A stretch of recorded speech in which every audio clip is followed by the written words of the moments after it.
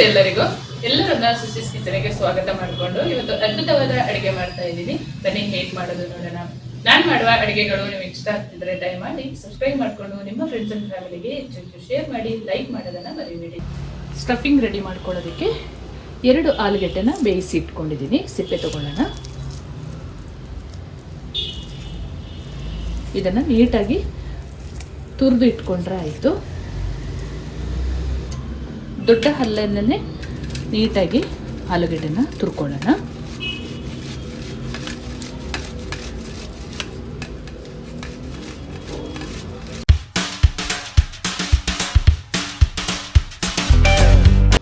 ನೀವು ಜಾಸ್ತಿ ಮಾಡ್ಕೊಳ್ಳುವಾಗ ಅರ್ಧ kg ಇಲ್ಲ ಆಲೂಗೆಡ್ಡೆ ತಗೊಂಡು ಸ್ಟಫಿಂಗ್ ರೆಡಿ ಮಾಡ್ಕೊಳ್ಬೋದು. ಒಂದು ಪಾತ್ರೆ ಬಿಸಿಗೆ ಇಟ್ಕೊಂಡು 1 ಚಮಚದಷ್ಟು ಎಣ್ಣೆ ಹಾಕ್ಕೊಂಡಿದ್ದೀನಿ.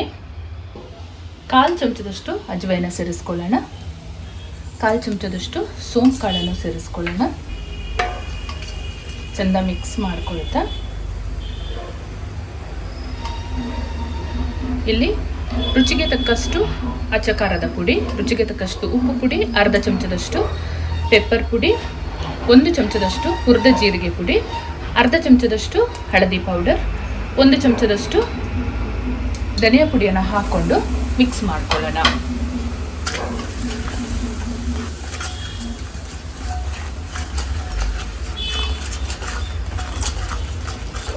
ಉರಿ ಸ್ವಲ್ಪ ಕಡಿಮೆ ಮಾಡ್ಕೊಳ್ಬೇಕು.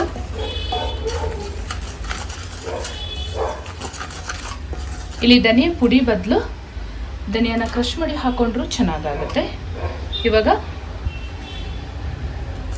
ನಾವು ತುರಿದ ಆಲೂಗೆಡ್ಡೆನ ಸೇರಿಸ್ಕೊಳ್ಳೋಣ. ಚೆಂದ ಮಿಕ್ಸ್ ಮಾಡ್ಕೊಳ್ಳೋಣ.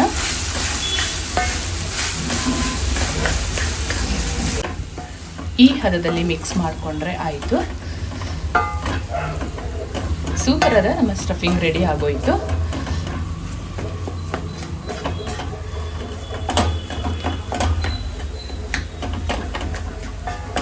ಇವಾಗ ಕಟ್ ಮಾಡಿದ 1 ಹಸಿರು ಮೆಣಸಿನಕಾಯಿ ಹಾಗೆ ಸ್ವಲ್ಪ ಕೊತ್ತಂಬರಿ ಸೊಪ್ಪನ್ನು ಸೇರಿಸ್ಕೊಳ್ಳೋಣ. ಚೆಂದ ಮಿಕ್ಸ್ ಮಾಡ್ಕೊಳ್ಳೋಣ. ಸ್ಟವ್ ಆಫ್ ಮಾಡ್ಕೊಳ್ಳಿ. ಇವಾಗ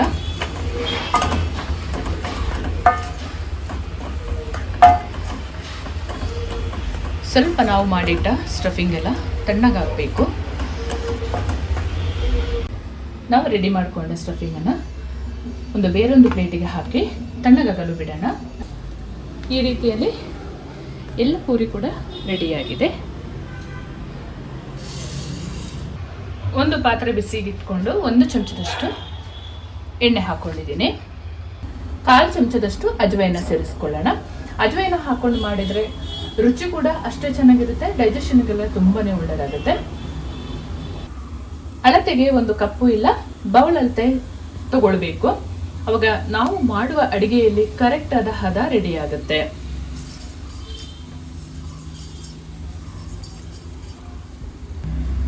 ಒಂದು ಬೌಲಷ್ಟು ನೀರು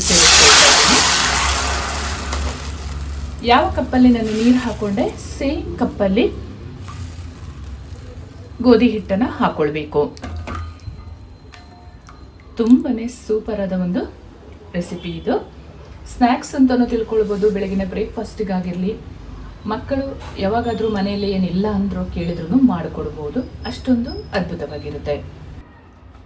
ರುಚಿಗೆ ತಕ್ಕಷ್ಟು ಉಪ್ಪು ಪುಡಿಯನ್ನು ಸೇರಿಸ್ಕೊಳ್ತಾ ಇದ್ದೀನಿ.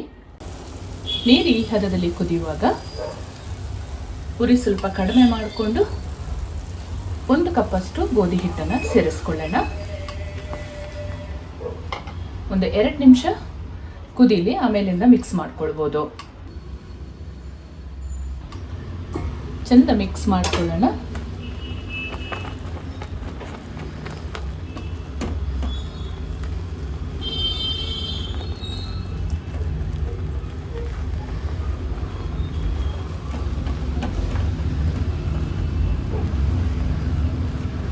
ಈ ಹದದಲ್ಲಿ ಮಿಕ್ಸ್ ಮಾಡಿಕೊಂಡು ಸ್ಟವ್ ಆಫ್ ಮಾಡ್ಕೊಳ್ಳೋಣ. ಇದೇ ಬಿಸಿಯಲ್ಲಿ 3 ರಿಂದ 4 ನಿಮಿಷ ಇದು ಬೇಯಲಿ.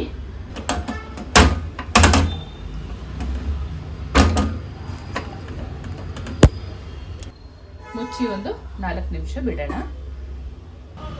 ಒಂದು ಮಿಕ್ಸಿಂಗ್ ಬೌಲ್ ತಗೊಂಡು ಅರ್ಧ ಚಮಚದಷ್ಟು, ದೊಡ್ಡ ಚಮಚದಲ್ಲಿ ಅರ್ಧ ಚಮಚ ಗೋಧಿ ಹಿಟ್ಟನ್ನು ಹಾಕೊಳ್ಳೋಣ. ಒಂದು ತೆಳ್ಳಗೆ ಪೇಸ್ಟನ್ನು ರೆಡಿ ಮಾಡ್ಕೊಳ್ಬೇಕು. ಅರ್ಧ ಕಪ್ಪಷ್ಟು ನೀರು ಸೇರಿಸ್ಕೊಂಡು ಕಲಿಸ್ಕೊಳ್ಳೋಣ. ಇದು ನಮ್ಮ ಸ್ನ್ಯಾಕ್ಸನ್ನು ಡಿಪ್ ಮಾಡಿ ಎಣ್ಣೆಗೆ ಹಾಕೊಳ್ಳೋಕ್ಕೆ. ಅರ್ಧ ಚಮಚದಷ್ಟು ಕಪ್ಪು ಎಳ್ಳನ್ನು ಹಾಕೊಳ್ಳೋಣ. ಅರ್ಧ ಚಮಚದಷ್ಟು ಪುಡಿ ಉಪ್ಪನ್ನು ಸೇರಿಸ್ಕೊಳ್ತಾ ಇದ್ದೀನಿ. ನೀಟಾಗಿ ಕಲಿಸ್ಕೊಳ್ಬೇಕು. ತೀರಾ ಗಟ್ಟಿಯಾಗೂ ಅಲ್ಲ, ತೀರಾ ತೆಳ್ಳಗನೂ ಅಲ್ಲ.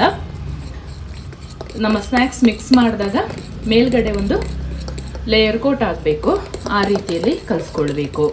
ಸ್ವಲ್ಪ ಕಟ್ ಮಾಡಿದ ಕೊತ್ತಂಬರಿ ಸೊಪ್ಪನ್ನು ಸೇರಿಸ್ಕೊಂಡು ಕಲಿಸ್ಕೊಳ್ಳೋಣ. ಈ ಹದದಲ್ಲಿದ್ದರೆ ಸಾಕು. ಗೋಧಿ ಹಿಟ್ಟು ಬೇಯಿಸಿ ಇಟ್ಕೊಂಡಿದ್ವಲ್ಲ, ತಣ್ಣಗಾಗಿದೆ. ಇವಾಗ ಕಲಿಸ್ಕೊಳ್ಳೋಣ ನೀಟಾಗಿ.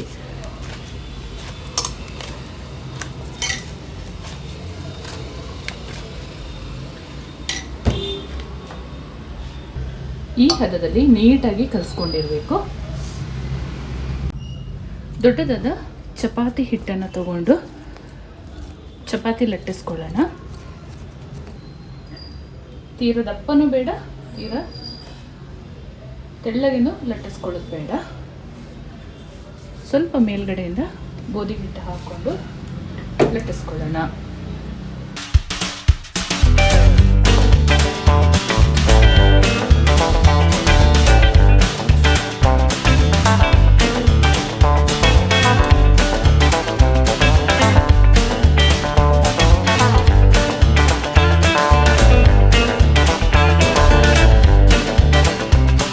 ಈ ಹದದಲ್ಲಿ ಚಪಾತಿ ಲಟ್ಟಿಸ್ಕೊಂಡು ಈ ರೀತಿಯ ಅರ್ಥವಾದ ಒಂದು ಬೌಲ್ ತಗೊಳ್ಳೋಣ.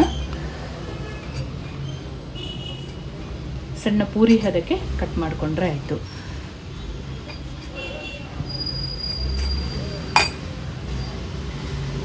ಈ ರೀತಿಯಲ್ಲಿ ಇಷ್ಟು ದಪ್ಪ ಇರಬೇಕು. ಎಲ್ಲವನ್ನು ಸೇಮ್ ಒಂದು ವಿಧಾನದಲ್ಲಿ ಮಾಡಿಕೊಳ್ಳೋಣ.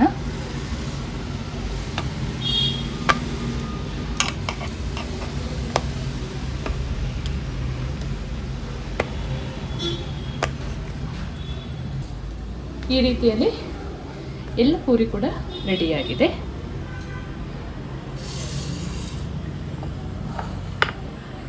ಇವಾಗ ಸ್ಟಫಿಂಗ್ ತಗೊಂಡು ಇದಕ್ಕೆ ಹಾಕ್ಕೊಂಡು ಸ್ವಲ್ಪ ಅಗಲ ಈ ಥರ ಮಾಡಿಕೊಂಡು ಈ ರೀತಿಯಲ್ಲಿ ಗಟ್ಟಿಯಾಗಿ ಪ್ರೆಸ್ ಮಾಡ್ಕೊಳ್ಬೇಕು. ಯಾಕೆಂತ ಹೇಳಿದರೆ ಎಣ್ಣೆಯಲ್ಲಿ ಬಿಟ್ಕೊಳ್ಳುತ್ತೆ, ಹಾಗಾಗಿ ಫ್ರೈ ಮಾಡುವಾಗ.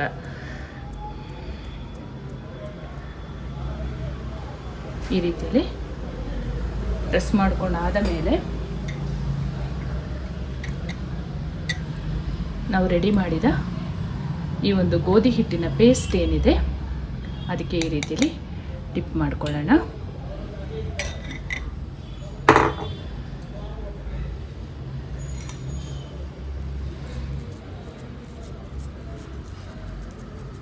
ನಮ್ಮ ಪೂರಿಗೆ ಈ ರೀತಿ ಅಗಲ ಮಾಡಿಕೊಂಡು ಸ್ವಲ್ಪ ಸೈಡಲ್ಲಿ ಗ್ಯಾಪ್ ಇಟ್ಕೊಳ್ಬೇಕು.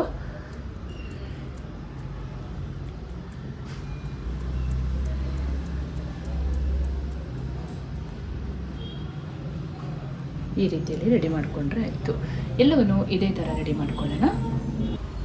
ಈ ಹದದಲ್ಲಿ ರೆಡಿ ಮಾಡಿಕೊಂಡು ಇವಾಗ ಎಣ್ಣೆಯಲ್ಲಿ ಫ್ರೈ ಮಾಡ್ಕೊಳ್ಳೋಣ.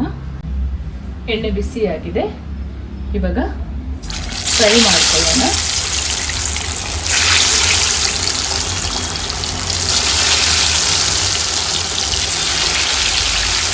ಸ್ವಲ್ಪ ಉರಿ ಕಡಿಮೆ ಮಾಡ್ಕೊಳ್ಬೇಕು. ಗೋಧಿ ಹಿಟ್ಟಿನಿಂದ ಮಾಡೋದ್ರಿಂದ ಆರೋಗ್ಯಕ್ಕೂ ಕೂಡ ತುಂಬ ಒಳ್ಳೆಯದಾಗುತ್ತೆ, ಹಾಗೆ ಅಷ್ಟೇ ರುಚಿಯಾಗಿರುತ್ತೆ.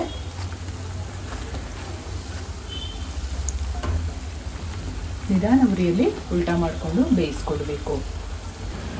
ಈ ಹದದಲ್ಲಿ ರೆಡಿ ಆಗುವಾಗ ತಗೊಳ್ಳೋಣ.